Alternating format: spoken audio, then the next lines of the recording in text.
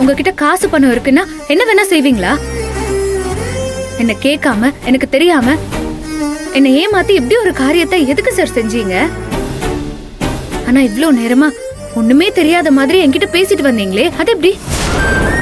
நான் என்னமோ உன்னை ஏமாத்தின மாதிரி பேசிக்கிட்டு இருக்க.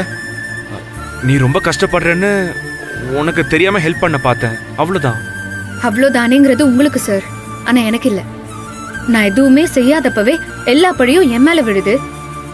உங்களை மயக்கி லவ் பண்ணி கல்யாணம் பண்ணிக்கிட்டேன்னு ஆரம்பிச்சது இப்போ மாசத்துக்கு ஒரு திருட்டு பழி வரைக்கும் வந்து நிக்குது.